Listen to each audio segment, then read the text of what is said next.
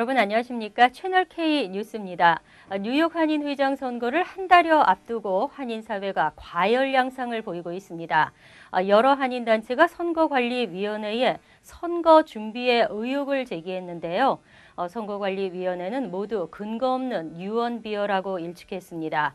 김민선 전 뉴욕 한인회 이사장은 선관위를 직접 방문하고 후보 등록을 마쳤습니다. 박민기 기자가 보도합니다. 제34대 뉴욕 한인회장 선거관리위원회가 한인단체들이 제기한 의혹을 정면 반박하고 나섰습니다. 오늘 오전 플러싱에서 기자회견을 개최한 선거관리위원회는 최근 언론을 통해 불거진 각종 유언비어를 잠식시키고 공정한 선거문화 정착을 위해 최선을 다하고 있다고 밝혔습니다.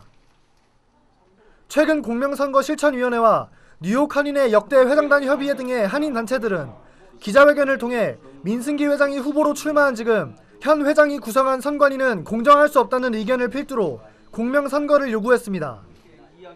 하지만 선관위 측은 이번에 위촉된 위원회는 뉴욕 한인회 회칙에 따라 선정됐으며 그간의 전례에도 어긋나지 않으므로 이를 두고 왈가왈부하는 것은 뉴욕 한인회의 전통을 무시하는 처사라고 주장했습니다. 제가 지금 말씀드릴 수 있는 것은 그 사람들이 이 회칙을 만들었고 그 사람들이 이 회칙에서 당선되고 일을 한 사람들입니다. 저희들도 똑같이 지금 그 회칙에서 하고 있는 겁니다.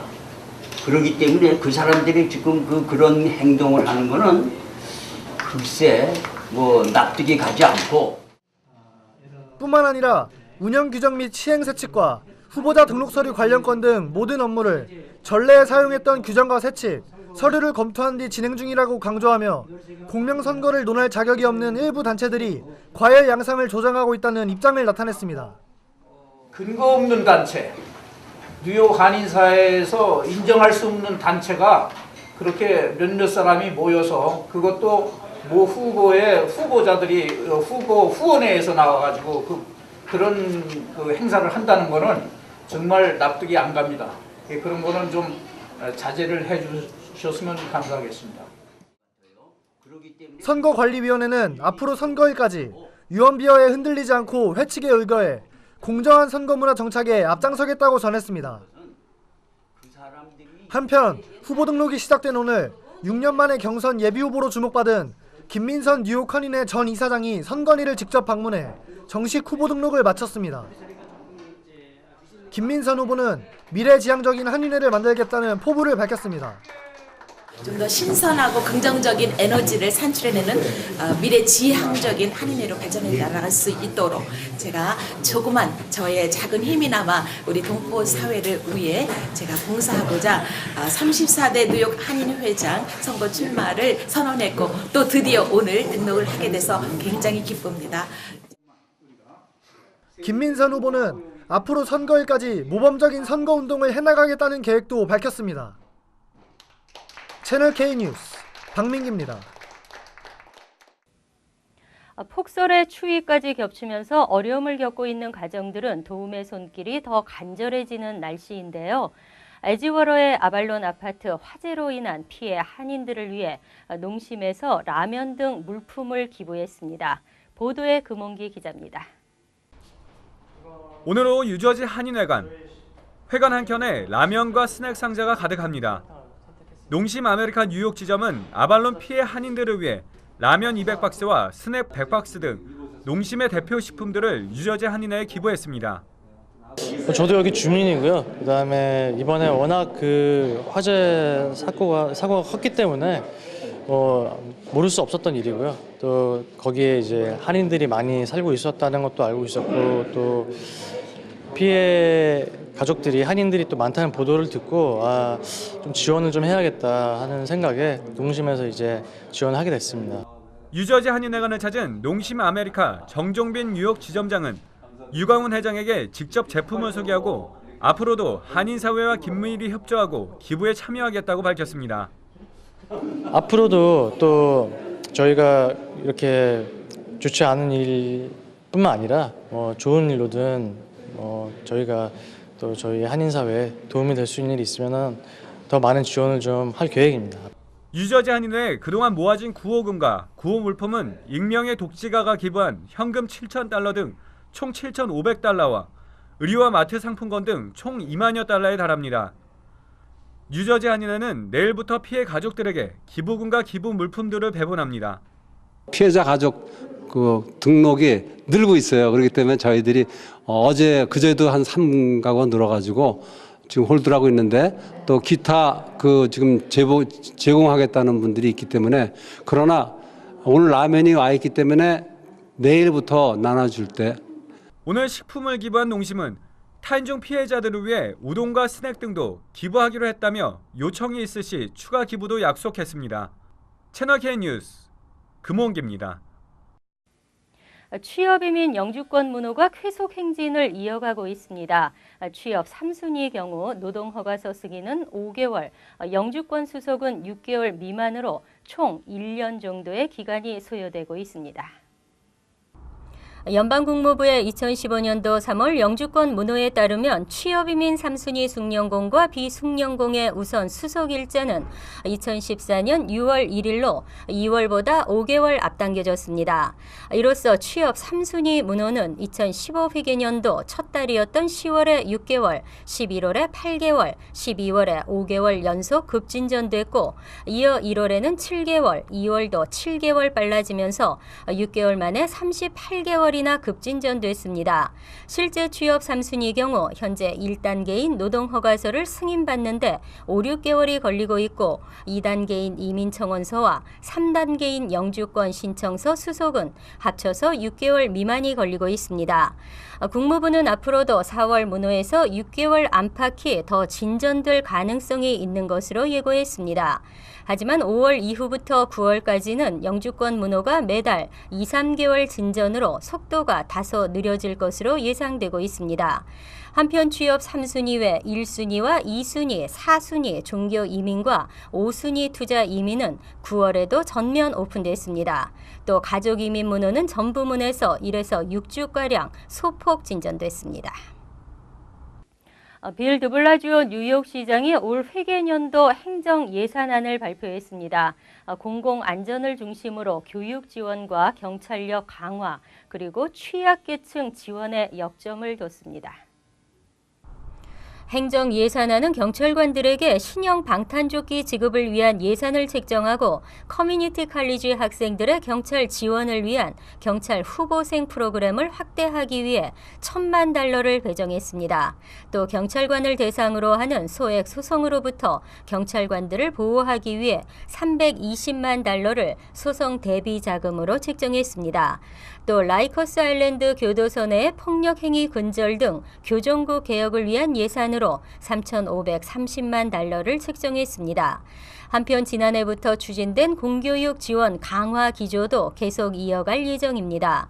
현 회계년도와 같은 액수인 $5억 3천만 확보해 무상 프리-K 프로그램에 $3억 4천만, 중학교 방과후 학교 프로그램 확대에 $1,900만 투입합니다. 그 밖에도 홈리스 문제를 해결하기 위해 $2,840만 렌트 지원 예산을 할당하고, 홈리스 예방 사업에도 $860만 책정했습니다. 최근 신청자가 몰리고 있는 뉴욕시의 신분증 프로그램에는 총 $840만 배정했습니다. 소득세 가구당 평균 환급액이 소폭 증가했습니다. 또 E-파일을 이용한 소득세 신고가 95%를 차지했습니다. 지난 6일 국세청이 발표한 1월 30일까지의 소득세 신고 현황에 따르면 가구당 평균 환급액이 $3,539로 지난해 같은 기간 $3,218에 비해 10%가량 증가했습니다. 지난달 말까지 소득세 환급 건수는 759만 5천 건이며 총액은 $268억 8,200만 달했습니다. 환급 예상액이 큰 납세자가 소득세 신고를 서두르는 경향이 있기 때문에 이런 가구당 평균 환급액은 4월 15일 소득세 신고가 마감되면 다소 낮아질 것으로 전망되고 있습니다. 한편 환급을 받는 납세자의 96%인 731만 명이 은행 계좌에 직접 입금되는 옵션을 선택했고, 그 규모는 $262억 1,300만 달했습니다. 국세청에 따르면 지난달 20일 소득세 신고가 시작된 지 열흘 만에 1,402만 6천 건이 접수돼 1,389 39만 7천 건이 처리됐습니다. 총 접수 건수의 95%인 1,332만 7천 건은 E-파일을 통해 접수됐습니다.